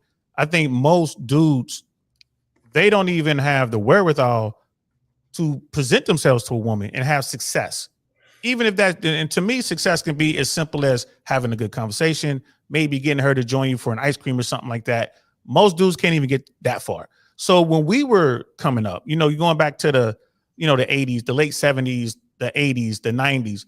Like when I was a young kid, of course, I was like all the other kids. I was shy. You see a girl, oh my gosh, she's cute. Oh, she's looking at me. You don't know what to do. But we lived in an environment where there was very little tech. So if you wanted to succeed, you had to get over that fear. Most dudes they're just so afraid to fail when it comes to this sort of thing. They don't want to hear no. They're afraid to even go find out. And then later in life, they realize that the girl liked him in the first place, and all he had to do was go say hi, and she would have dated him. But it's too late now, and they fall into this, this whirlpool of despair, and then they blame women for their shortcomings, right? So in our day, they didn't have tech. The whole world wasn't in play. It was only your city, like your region. That was it. Women, they're gonna want to settle down with somebody. They want to be with someone. Okay, we couldn't get the top tier guy. I couldn't get the high school, football captain who went off the win. I couldn't get him. I didn't get the guy, in college, but here's this guy at my job that's pretty cool. I'm going to be with him. Nowadays, you got technology, and they're constantly presented with someone that they think is better or whatever. And that's where the hypergamous nature comes in. That's when, the endless supply of choice comes into play. And that's what's hurting us now. The dudes who understand how to talk to women are getting the most success versus the dudes who were afraid. And now no one even goes outside. So they have even less human contact. They become weirder and weirder. So now they can't even approach. These guys are so weird. They don't know how to take a bath. They don't, you know what I mean? They don't smell right. You know what I mean? They don't look right. They don't know how to dress properly. So this is the huge gap that we're seeing now. And it's only growing. So to completely agree with what you're saying, I have to just say that you and me happen to be of a very similar mindset. As a man who was born in the 90s, I'm 33. I have only ever cold approached women and nurtured a real relationship with people. What I need to make you aware of is that what I'm witnessing in men in my age group, and sometimes the older dudes, because I do talk to older dudes out here in Boca Raton to make sure that they're like getting a chance. And then the younger ones, it's retarded saying it is insane how much of a disconnect, an inhuman amount of disconnect there is in the younger men in approaching the women, and it is on the women's side too. They're like they have no communication with each other. They're in an echo chamber. Now, originally, what started this with the need for this vengeance in my heart, the thing that really pushed me to do this is when in 2020, if they're gonna let me say I'm gonna be as polite as I can about this. Yeah, it's YouTube. I noticed that the human birthing rate was going down, and I was expecting in 2020 that it would go up. But now that I'm seeing my fellow Americans not prospering in the American dream, it vexes my heart in a way that I can't explain in words, Saint. And we are going to fix it. Well, I don't think we're going to fix the decline in birth rate. I mean, the birth rate is going down for more than just the reasons we're discussing. We're just talking about how guys, they face this paralysis by analysis. Like, oh, I'm going to use this technique or that technique or this or that. Like you said code approach or doggy game or, you know what I mean? They got all these things. They're reading all this information and they're not doing anything. They're just like stuck because they're reading all these books and listening to these podcasts. The reason I think the birth rates are going down is because, first of all, it costs so much to have a child, and women don't need men, right? That's what they say. They're out there, they're making their own money, they're career driven, right? You look at what's going on now. By 2030, they say 50% of women between 18 and 26 or 28 will be childless and unmarried. You know what I mean? So they're going to be lonely, childless women who have these degrees and they don't know what to do. And, so I think the birth rate is tied to that aspect. Is women prioritizing their careers over actually having kids. And then when they do that, I mean, women tend to want to date a guy on her level or higher. I mean, it is what it is. I've talked to plenty of women on this platform, and I'll ask one simple question. I was like, hey, would you take care of your man? Like if you're making $100,000 a year, because most of these women are, I'm like, would you take care of your guy who's making $60,000 a year? And she's like, well, I'll take care of him just until he gets, up to speed and starts making money like me. I'm like, no. Like for the entire relationship, like he's going to make 60, you're going to make 100, 200, whatever. Will you take care of him? And they all say no. Every last one. I'm like, well, even if he's the most perfect guy, he checks every box except for the financial one. Would you still take care of? They're like, no, I won't do it. That is why the birth rate is going down. And then you have women like Ebony K. Williams. She couldn't get the guy that she wanted. So what did she do? She went out and she bought some sperm. She got herself inseminated. And she's like, I'm going to have this baby by myself. I don't need a man. That, you know what I mean? And that's where we are. So how do we fix that? Men got to become better. Men got to get out there and get after it. I always talk about the 80-20 rule. And it's just I just use that as a visual for people. Like the minority of guys are sought after by the vast majority of women. The majority of guys are not. So we just need to get more guys into that elite status. More guys who are leveling up, making money. They have confidence. They know what they're doing. They can code approach. They can use, that Michael Certain, social circle game, all of it. And once they do that, they become more attracted to women. And then women are going to want to be with those people. And when they do that, they're going to have more babies. But I think the American birth rate, homegrown, is going to continue to go down. But they're just going to let more immigrants in. So we don't have to worry about not having enough Americans. We'll just open the gates and let more people in. And that way we get our numbers up. I love what you're saying, and I hear what you're saying. On my side of the mentorship, I absolutely have to believe that the people at some point, I know that you and myself definitely have the provider mind and have done what it takes to be as such a provider. I have to believe that the men will push even past the numbers, push even past the statistics, push even past everything against all odds, the things that are not in our favor. I want them to believe that exactly for what you just said, if they have done what Myron said, use the accomplishments that leads to the confidence, that leads to the competence, that pushes your ass out there, that these men not only are going to make America great again, but they're going to make beautiful families and instill beautiful American values like the Constitution. That would make me super happy. Yeah, it'd be cool. Like the make America great again thing. Unfortunately, like the Trumpers have turned that into a bad thing. You know, because I've talked about that with people who aren't necessarily Trumpers. Like, well, what's wrong with, you know, the way America was back in the 1960s? It was a great time. I was like, it was a great time for who? You know, because for my ancestors, it was a very bad time. You know, I got relatives who were swinging from trees. So when you say make America great again, it always takes people back to like a division. But I get where you're coming from. Instead of saying make America great again, I would just say maintain our greatness. America is still the greatest country on the planet. I've been around the world. I've been to some dark places. Everywhere I've gone, even though they hate Americans, they want to go to America. Right? Think about that. Russians want to come to America. The Chinese want to come to America. North Koreans would love to go anywhere. You know what I mean? Just get the hell out of North Korea. You know, even when you go to Africa, all those countries in Africa, they would love to come to America. A lot of them will come just for the opportunities, get their money, then go back home. Like you look at Central and South America. So America has always been great. So what we need to do is maintain our greatness. When I talk to my friends out there, my Republican friends out there on the other side of the aisle, my Democrat friends out there on their side of the aisle, I'm like, hey, man, can we agree on this? How about we just maintain our greatness, right? And one of the ways we do that is we stop this bullshit with Biden and Trump. Neither one of these dudes should be, running for the White House. How is it that those two guys are the best and brightest we have in America? I refuse to believe that bullshit. Now, I don't want to turn this into a political conversation. I want to keep it where we are with relationships. But men need to get outside, right? They need to get from in front of their screens and learn how to talk to other humans, not just women. Because you've seen in our chat, we've had conversations. There have been guys out there that have done things and they meant well and they will say it. And it's like, yo, why the fuck did you just say that? Right? We have guys out there that'll say things and they mean well, but it's like I'm scratching my head like, oh, bro, come here, let me talk to you, homie. You don't say that shit. You know what I mean? So that's how we fix a small part of this. And then with women, we have to let women understand that not every last one of y'all going to get a dude who's 6'4", making $500,000 a year. That's the prettiest man ever made. Nah, that's not going to happen. You know what I mean? Especially when you 5'6" and, 180 pounds and you're not the prettiest person on the planet. Like, no, women, y'all going to have to do work too. So it goes both ways, right? And in order for America to maintain their greatness, I think that both the men and women in America who are in the bottom 80 percentile, which is the vast majority of us, right? We need to understand and accept what's going on and move accordingly. It doesn't make sense to have so many lonely women out here. I see them every time. And here in Tampa, me and my cousin were at Outback the other day, and this woman came in there and she's like ordering, she's eating Outback by herself. She's all dressed up.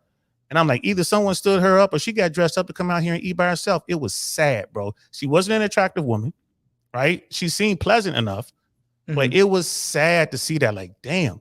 And they're telling me that 50% of women are going to be in her situation in the next 6 years. Man, that's just insane, brother. For that note, what I want you to truly know about my support and my undying allegiance to the F&F podcast is that when I created this, it is coming from a place that I am no longer concerned about the politics of the men in office. I want you to know that I wanted this fraternal order to happen because I am seeking the allegiance and the wisdom of your politics. Because for me, this America is that the power is within the people. And I'm only concerned with what the people want. And I'm only going to really truly be concerned with what the members of our fraternal order think is best for the country going forward in the future. I think Americans need to take, our freedom of, our Constitution, first of all, but our freedom to vote. I think Americans need to take that seriously. A lot of Americans don't. Some Americans can't. They're so busy trying to make money, trying to survive. You look at what's going on with inflation. You look at what's going on with wages across the country. You look at the divide between the haves and have-nots. There's never been this greater divide between those who have and those who don't have. And if we don't fix this, it's only going to get worse. So as far as politics goes, I would just encourage every American to register to vote. I don't care who you vote for, but go register to vote and get out there and get involved in the process. And I'm not talking about at the top of the ticket. Y'all need to be voting locally. It's kind of like Killer Mike says. Killer Mike is a rapper, activist, very smart man out of Georgia.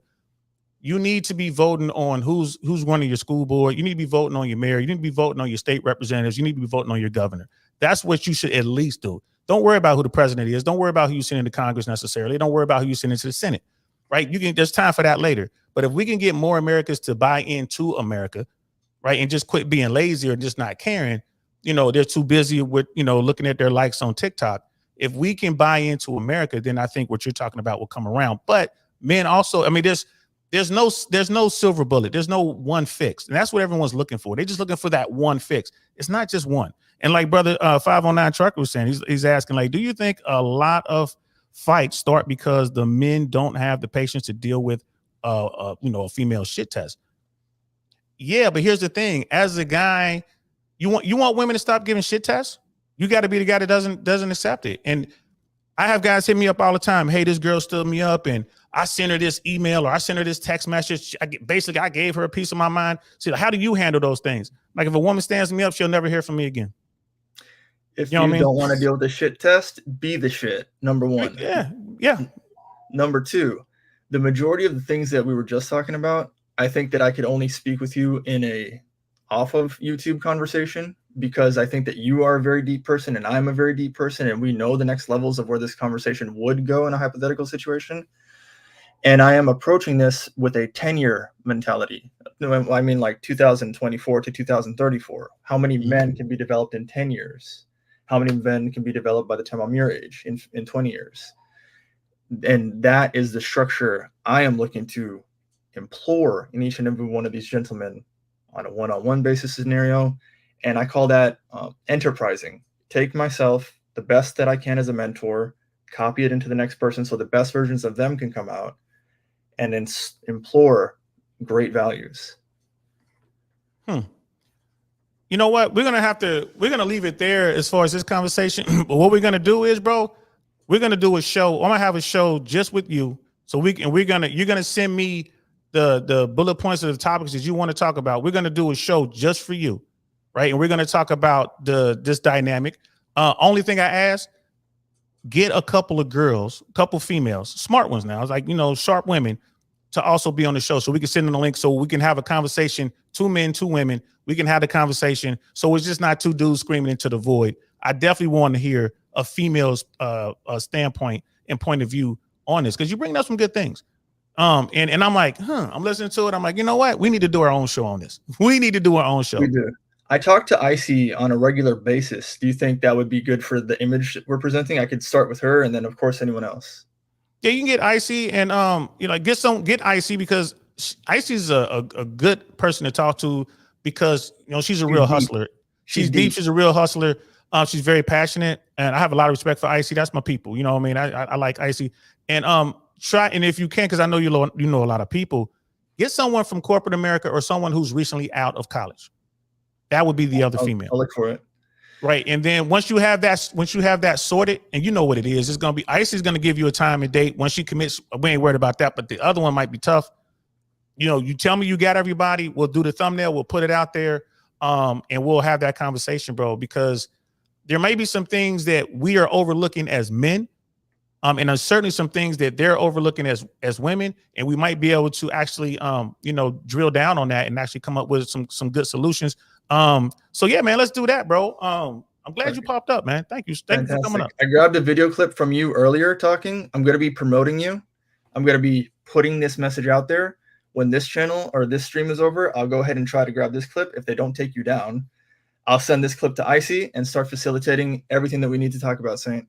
I appreciate you, brother. Yeah, I appreciate you, brother. We're gonna be talking, man. And you know what? I want to thank you, because we talked as men, and you gave me your word. And look at you. I'm proud of you right now, bro. Thank you. You know what I mean?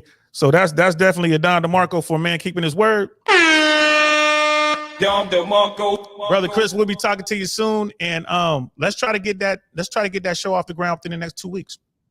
Fantastic. I'll start working on it now. Appreciate you, brother. You too. So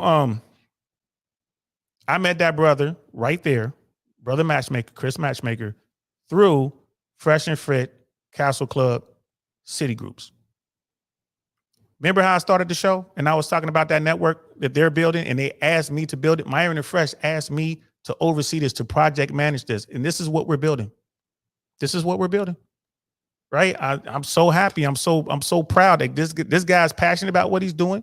He really wants to help men to be able to get involved romantically in a solid relationship. He's very religious. He even left the religious part out this time, but he believes in that as well. Y'all know, you know where I'm at on that religious stuff, you know, but he is very religious. And I look forward to working with that brother on this platform to do that episode. One more Don DeMarco for him.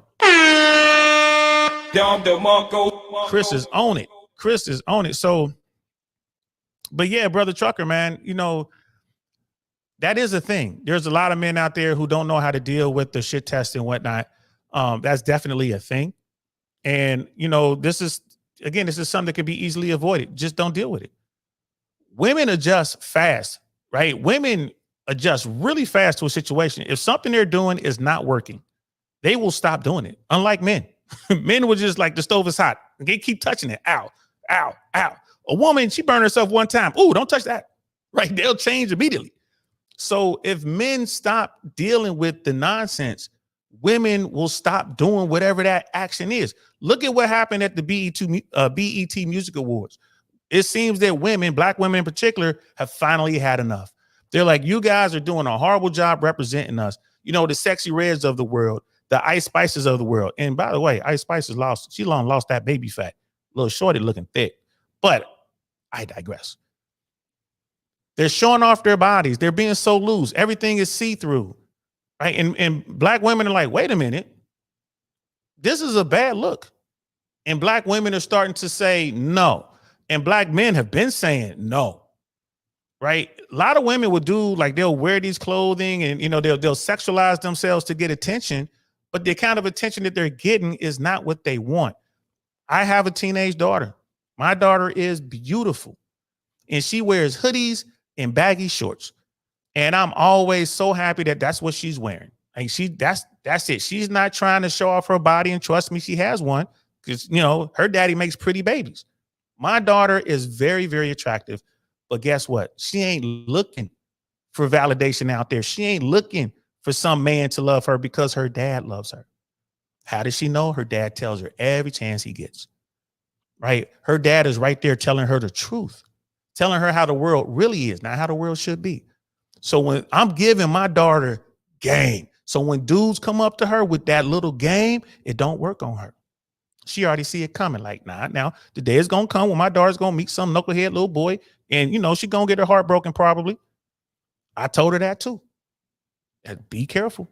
It's going to happen. Just be careful, right? It's going to be amazing while you're going through it. And then when it's over, when he messes around with your best friend or you find out he done did this and that, it's going to hurt. But just understand that's how the game is played. So that's what we need. I think more and more sisters are coming on board with that. They're like, hey, you know what? This is a bad look. I need to present myself as a woman, not as some little floozy 304. You look at what happened in the Essence Festival this year down in Louisiana, down in New Orleans. Women were more conservative and, you know, they were, you know, acting like noble ladies as opposed to ratchet 304s. So the message is getting out there. And guess what? There's always going to be ratchet girls, but a lot of these women will change. They will see what's going on and they will change. The problem is, you know, these women are going after the same dudes and they're like, well, he gonna be smashing. He's smashing her because way she looks. So I'm gonna show off mine. I'm like, well, you know, he just pumping and dumping her, baby. You trying to get pumped and dumped too? He ain't marrying none of y'all. He's gonna marry the noble woman over here. He's gonna want to marry my daughter. He's not gonna want to marry you. And I think women are starting to catch on. I hope so anyway. You know what I mean, Brother Pablo, we hope it will be a good show. A great show, like you said. We also, Dr. B, you could do an entire podcast on that topic itself. I plan to, bro. I plan to, man, because it is crazy out there. Brother Gary, what's good? That's a lie men learn. I didn't say they didn't learn, bro, but it takes us a while, right? And again, we're not talking about every single man. You know, there might be dudes out there who get it real quick, but there's some dudes out there who are straight up knuckleheads. I ain't gonna lie to you. Ow, ow, ow, right? It is what it is, but eventually it gets through. But when you have these groups like, you know, our city groups within Castle Club, when you have these groups, you know, now you're with men who are going to hold you to account. You're going to say you're going to do something. They're going to make sure you do it. They're going to share their experiences. I tell all these young brothers, I'm like, look, you don't want to get yourself caught up in the family court system, especially in California, especially in New York, right? You need to be careful. You know, you need to be very, very cautious, right? You know, oh, I got this girl. She's a good girl. Word. It's funny. A lot of these guys are talking about these women. They make, oh, she's such a good girl. And I met her at church and she's doing this, that, and the third. And they start posting pictures and there'll be brothers in the Castle group like, hey, man, I got to talk to you. Because you can see the guys like all in love. They're like, hey, man, I got to talk to you. What do they have to tell this guy? They got pictures of showing. Hey, here she is right here, bro. Like she used to kick it with us, man. You know, she done smashed half the crew. I'm just letting you know, bro. Just letting you know. You're telling me how good she is. She might be good to you, but you need to be careful with this one, right? And you know what? That's a good thing. And I think that'll keep women from going down this road they're going down. So, Brother Garrett, I feel you, but I'm not saying all men, but most men, anecdotally speaking, they keep messing up, bro, over and over again. Michael Lee Deal saying good evening. Love Money Monday show. How is the fam doing? Hey, how you doing, bro? Thanks for showing support, bro. All is well. We're just working hard over here, man. As a matter of fact, I got to wrap this up because I got some calls I got to get to. You know, with our city groups, we're working on Toronto right now. We are working on Houston right now, and we are working on well, Charlotte's taken care of. So, Alabama. So I got some work I got to get to, and I got to go to one of our events. We're having every other Thursday here in Tampa. We do a chess tournament. That's our General West here does every other week. So we're constantly encouraging our guys to come out. We meet up. So I need to go and show my face over there, shake some hands. You know, got to take care of politics, y'all. Brother Raptor Sport 935 W, dad making sure his daughter understands real values. Absolutely, man. And you know what? We need that. We need that. Tell your children, tell your sons, tell your daughters that you love them. Tell your sons and daughters the truth. Don't let your sons and daughters get out here and fall victim to the streets. If it happens, it's your fault. I'm sorry. So many parents want to protect their kids.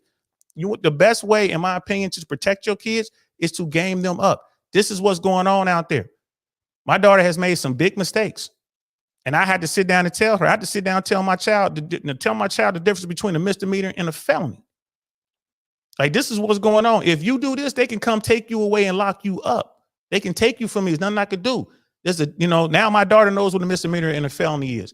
My daughter knows when she goes out here and does something that she could be held accountable. If she's with some people, you know, they with some kids, some bad kids over here doing some stuff, she can wind up getting whatever happens to them. She understands that because I told her. Like, these streets are unforgiving. Be careful. And she's listening. Parents, your kids will listen to you. Take time and talk to them. I know it's hard out here. I know most parents are working at least 2 jobs. You know, they're tired. When they get home, they just want to wind down and go to sleep or whatever. But find the time to talk to your children. Find the time. Right? For me, I'm lucky. I'm retired. So when I take my daughter to school and when I pick my daughter up from school, we have all that time to talk. How was your day? What's going on? Who's your new friends? Why you ain't friends with this person anymore? Who's your favorite teacher? What's going on in this class? Right? We talk. But I understand there's people out there who work. They're like, yo, Saint, I got these jobs, man. I'm out here busting my butt, whatever. Make the phone call. When you call your kids, don't just be talking about the latest TikTok trend. What's going on with class? Hey, what's going on with your friends so-and-so? Hey, if they're playing sports, hey, where you at in the weight room? You know what I'm saying? How many reps did you get? Were you able to hit those goals? Right? And when you're having those conversations, also talk about what's going on in the streets. Talk to your sons about these girls. These little girls are fast. There's some little fast girls out here. I be seeing what they wear to school. Lord have mercy. I can't believe they get out the house like that. I used to think that maybe these girls, because when I was growing up, the girls would leave the house wearing one outfit that's very conservative, and then they would get to school and change. And mom and dad didn't know that they was walking around in 3 or 4 outfits at school. Nowadays, the mothers are buying these clothes for these kids, and they're going out the house like that. We got to fix it, y'all. We got to fix it. That's all I'm saying. We got to fix it. Michael Lee dads are very important in daughters' lives. Yes, sir. Brother Pitney in the building. What's good, fam? Like, I think you found a topic for your next episode. Hey, I hope so, man. Probably. We might have to do that, man. Probably, bro. Mystic Mike, how you doing? I like your take on Trump. You seem like a good man. Thank you very much, man. And here's my thing, and I want to be clear on this. When it comes to politics, I just want people to vote. I don't dislike Trumpers. I don't dislike them. I have fun with the dumb ones because they don't, they're just team this and team that. And I only ask them one question, right? Y'all see I'm wearing the Bengals jersey. Lady Navarro was calling me earlier today talking about my Bengals. I saw that, sis. I just didn't comment at the time, but I saw you weren't talking about my Bengals. See what you say about at end of this season when we holding up that trophy, because we going all the way. But I don't have a problem with those people, the hardcore Trumpers. I just asked them one question. Tell me 3 things that Donald Trump did wrong, in your opinion. Just 3 things that you didn't like about Donald Trump. And the ones who can't answer that, I don't talk to. Because you ain't serious about politics. That's your team. You just on your team, and that's fine. At least you voting. I just want all Americans to vote. Right? I'm not a fan of Donald Trump. I'm not a fan of Joe Biden. I'm just not. 10, 15 years ago, yeah, I'd have been cool with that Joe Biden, kind of. But this one, So yeah, I try to keep it 100. We're all Americans, man. I'm Team America right here. I want to keep this country, and I want this country to maintain its greatness. I don't want to make America great again. America's already great. I want America to maintain its greatness. That's what I'm trying to do. So thank you for that. I appreciate it. New York City women are devious. All women are devious, fam. Don't get it twisted. There's good women in New York City. The problem is the real good ones, they found their guys early. I mean, they locked in. The older you get, the tougher it is. You got some women who are out here doing their thing. They chose to be out there doing their thing, especially beautiful women. So it's just part of the game, man. The game done changed. And again, they got this technology where they're plugged in with dudes all over the world. It makes it hard for them to want to settle in because they all want the best. It's easy to sell a dream these days. It's so easy. All you got to do is post the right pictures on your Instagram. It's so easy to sell a dream. Right? I got pictures. I got mad pictures of me and Fresh, me and Myron. I got pictures of me with athletes and me with actors and comedians and all that. I only post a few of them, but bro, I'm telling you, there's women out there that will smash you simply because fill in the blank. Oh, you're cool with, George Clooney. They'll smash you. Oh, you cool with Matt Rife. They'll smash you. It's crazy because they looking at, like, women just look at sex like, it's whatever. They're starting to look at sex the way men look at sex, and that is never a good look. Like, any word on Castle Club, Kansas City? It's going to happen. It's just not going to happen anytime soon. We definitely need Castle Club in flyover country. So we are looking at Denver, Boulder, Kansas City. Definitely is on that list. We're trying to figure out what we're going to do for the Dakotas, like Wyoming, Idaho, that part of the area, because we got a lot of members up there. So it's probably going to be another month or so before we solve for that. But Myron wanted Toronto up and running. That's been priority right now. We needed to get DC and we needed to get Charlotte up and running. We also, for those guys in the Tennessee, Kentucky area, we're looking at Nashville, Knoxville. We have Ohio. We're trying to move it. Currently, we're in Cleveland. We might move it to Cincinnati. So we have Ohio, but we're looking at that as well. So just hang in there with us, fam. And I'll tell you this: like, if you're in the Kansas City area and you guys are in Castle Club, and just start doing the work. Start doing the work. Start organizing. And if you hit me up and like, yo, Saint, I got 25 members right here. We're all Castle Club. We're all ready. We're good to go. Here's our leadership structure. I mean, bro, you have to make it to where I can't say no. Like, well, damn, if y'all did all that, we'll just open up Kansas City right now. And then we'll go through there and find the general. That general will be the person who's been leading from the front. So go ahead and do that. If you really want Kansas City up, put the work in. And show me, give me at least 25 guys. Give me at least 25 guys. And because before, I was saying 50. But if you're already in Castle Club and you're out there in Kansas City area, and you're doing the work, give me 25 guys and we'll make sure we get that city open for you ASAP. And Dr. B is like, bro, it's bad nowadays. So yeah, man. And brother Missy's like, facts. I'm a senior in high school. These girls are fast. Yeah, bro. And especially now, man, you're at a point in your life where, it's time for you to start really putting in the work, man. If you start putting in the work now, by the time you're 35 years old, bro, legit, you could be sitting on $1 million worth of real estate and your portfolio, like your 401k, and maybe your crypto holdings. And it's not that hard to do, bro. Stay at home as long as you can. Work. Like when you get out of high school, bro, especially if you're not going to college right away, you should have at least 2 full-time jobs and a side hustle. If you decide that you want to go the military route, make sure you talk to us. You could talk to our general in Honolulu in Hawaii. He is currently in the Navy, right? He is active duty Navy. We have Army, Navy, Air Force, Marine Corps guys in our groups. If you're thinking about joining the United States military, make sure you talk to us so we can at least get you on the right track, get you thinking in the right direction. So you're not hurting yourself at all. Make sure you're getting what you need out of it. And if you're going to college, make sure you're getting a degree to mean something. Don't waste your time and money on useless degrees. And I would also suggest that you look into trade schools, my brother, right? Like you're a senior in high school, look into trade schools. The sooner you start putting in the work, brother, the sooner you will see your returns, right? You start planting your seeds now, man, and your harvest is going to come in and way early. So you're going to be ahead of the game. By the time you're 35, bro, you'll be sitting in a situation where you're doing what you want to do, not what you have to do. And that's always a good thing. Brother Pablo was like, I like Trump's border policies. Trump switched on his border policies, bro. There's a video out there when he was talking to Silicon Valley people. Trump is saying that anyone, no matter what their legal status is, if they go into a college and they complete college, any college, that they should be granted citizenship. Trump said that. I couldn't believe it. I'm like, what? It just happened to be on in the background. I wasn't even watching the program, whatever it was just like YouTube was going through different shit and it popped up and I heard it. I had to turn around and look. I thought it was a parody. Like, nah, dude just said that. So yeah. I disagree with Trump on Israel. Yeah. It is what it is, man. Like, that's good. Like, you could be a Trumper, you have something you disagree with. That's what I'm talking about. And then we could sit down and have a conversation. But there are people out there that are, I'm 100% Biden. Tell me 3 things that Biden did wrong. He didn't do anything wrong. I can't have a conversation with you. And the same thing with the Trumpers, right? I love Barack Obama. I love Barack Obama. I can write a book on the shit I thought he did wrong. Dr. B, he's like, Texas got Houston and Dallas. Yes, we do. But I don't know if you wanted Austin or San Antonio. Not yet. Not quite yet. Eventually, we would love to be in unlimited cities. Eventually, we hope to get there. We want to be like McDonald's, bro. We want one on every block, but we have to grow slow.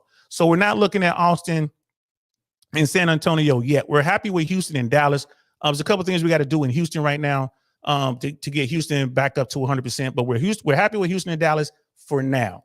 And then once we get Toronto locked in, we have to start looking at London. I have to look at Dubai. And then we're looking to get something in South America. So we're hoping it's probably going to be Colombia, maybe Brazil, Peru. But again, so you can see, like, we're looking at the global picture, and I love what we're doing. So let me hurry up and get through these chats, and then I'm gonna end the show because now I'm running behind. We're talking about all this stuff. I'm like, just remind me of how many calls I got to make and how many messages I got to attend to. But yeah, we definitely need a Nashville or Knoxville for sure. But yeah, you're saying Nashville. Yeah, we're working on that. And we're working on something for the truckers as well. We're working on something for those people like the truckers and those salespeople and like traveling nurses, people who travel a lot. We're working on something for them as well. I think you might like. Broski's in the building. What's good? This is so funny. Biden just introduced Zelensky as President Putin. Oh my God, I bet he did. That's bro. And you can't even call him a dummy, right? You got to. Leadership of the Democratic Party right now. Whenever I think of leadership of the Democratic Party, this is what goes through my mind. You big dummy. Why are y'all doing this? Joe Biden did what he was supposed to do. He beat Trump. That's what the Democrats want. He said he was going to be there for 4 years. Why are they trying to force him on another 4 years that they know he can't complete? And Kamala Harris is so unpopular. However, there are some polls out there. They're starting to put together these wild polls to show Kamala Harris is, gaining traction and has a point over Trump in favorability, but it's one of these random ass polls. and the margin of error is like 3.5% or something like that. So it's like 42-41. Man, that's crazy. He just called Zelensky Putin. And I want to hand it over to the president of Ukraine, ladies and gentlemen, President Putin. Damn. Appreciate that, broski. That's crazy, man. That's crazy, bro. Brother Mystic, like, thanks for the advice. Planning on joining Castle Club soon, man. When you join Castle Club, man. Get into the waiting room. Get verified right away, bro. We'll get you into your city group, and we'll go from there, bro. And like, you're a young man, bro. If you're thinking about the military, definitely talk to somebody before you go. Someone outside of your recruiter, so we can help you make that decision, bro. Because it's you guys are the future, man. 509 trucker, like, don't let the ladies sidetrack you, bro. Plenty of time for that once you're built up. Absolutely. Rich Cooper says this all the time, and I agree 100%. Women don't grow with guys, man. Women aren't going to build with you, man. Most of them wait at the finish line and they smash the winners. That's what women do, and I ain't mad at them. If they fine enough, if they're feminine enough, if they're friendly enough, then by all means, let them sit there and pick the winners. I'm not mad at them, and I don't think you should be mad at them either. So remember that, young bro. Focus on excellence right now, not women. You're 18 years old. You're about to come out of high school. Focus on excellence. Yeah, you're going to knock off one or two here or there. I get all that. You know what I mean? I love the being around women. I love it, but focus on women. Don't have any babies. I'm sorry, I said that wrong. Focus on excellence, not women. Don't have any babies, right? Focus on excellence, not women. Right? Don't have any babies. Get out here and map out your life, man. Start getting after it. You're young and you're strong right now. Man, go out there and earn. Go out there and earn and be smart with your money. Don't blow that money. Don't be out here buying, expensive sneakers and, designer clothes, man. Put all that money, as much of that money away as you can. You living at home, put as much money as your parents will allow you to put away. Share with your parents your plans for your savings. Show them how you're investing your money. Right? Show your parents what you're doing. They will encourage you to do it. They'll be happy when they see you do it. Hell, they might even help you. Right? If your parents see how hard you're working and how you're putting your money away, they might match it, bro. So you young people out there, man, listen to your parents. Share with your parents what you're doing. Let your parents know what hey, I'm on this thing called Castle Club. It's Fresh and Fit. Oh, we can't stand Fresh and Fit, but I know. But just look at what we're doing. Let's look at this chat. Listen to what these guys are telling me. You guys wanted to know where I got the ideas for investing in crypto and investing in the 401k and get my savings right and investing in precious metals. I got it from those guys. And then they'll start looking at it like, oh man, that seems like a good decision. And again, they might look at what you're doing and they might match you, especially during the holidays. Instead of going out buying you silly ass gifts, they might just cut you a check for $1,000. Hey man, I bought you $1,000 of Tesla. Hey, I bought you $1,000 of Amazon for your portfolio. Imagine that, bro. And then you're telling your parents, hey, I'm trying to buy a house. They'll drive around with you, help you find a good real estate agent, a good broker and all that. Bro, I'm telling young guys, young ladies, young men, save your money. Be smart with your money. Work with your parents. If you can, if you got good parents, work with your parents. Tell them your plan. Right? And you're 18 years old, bro. You should be in your first house before you're 20. If you work hard enough, you can probably get in there, especially if your parents are helping you. Certainly by 25. And you don't want a single family. You want a multi-family. Get yourself like a duplex or a triplex. FHA loan. Right? And your parents might be able to help you with the down. And then you get into that house and you immediately, worst case scenario, you're living there for free because your tenants are going to be paying for the whole mortgage. This is how you should be thinking. People tried to teach me. Some of our homeboys tried to teach us this when we were young. We just didn't listen. We were just too hood. We were in the streets, man. The streets had us. Had I listened back in 1995, 96, bro, I would be at least $2 million richer. I remember the properties they were telling us to buy. This is back in Cincinnati, Ohio. So please, if you don't listen to anything else I said this evening, listen to that. Right? If you're 18 years old, work. Right? Don't be chasing these girls. If you want to mess around with a girl, whatever, I get it, but focus on work and be smart with your money. Right? So that's how it should be. I mean, Brother Pablo's like, I don't like Biden's unrealized capital gains tax, which eventually will hit everyone. Facts. I mean, like I said, it's just, I don't want to talk politics because I ain't gonna lie to you. The choices we have are just crazy. So it'll be a while. Yeah, Dr. B, it'll be a little while, man, before we get it, but we will get it. The only thing that will make me put that on the top of the list, if Myron came and said, hey, we need San Antonio or we need Austin. If Myron did that, then I will put it at the top of the list. But right now it's going to be at least a month or so before I start looking at it. And I'm thinking probably Austin would be the one. Because I got comedy ties and a lot of comics I know are there. But we'll see. We'll definitely see, man. Stay on me about that, fam. Don't let me you know what I mean? Don't let me forget. Stay on me. Everyone, y'all know me, especially if you're in Castle Club.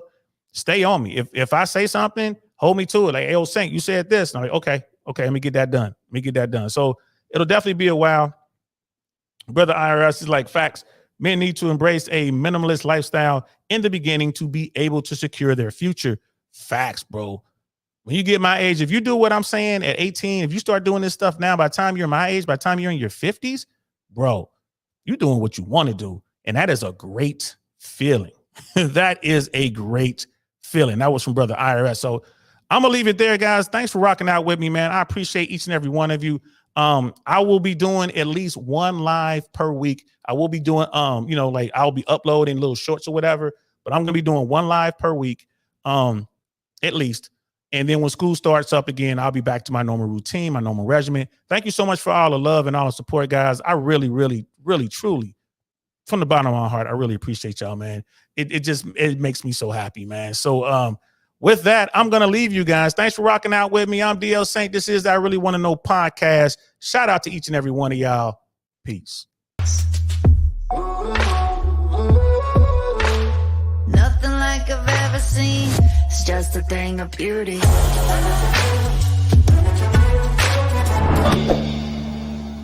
Darn, that's the end.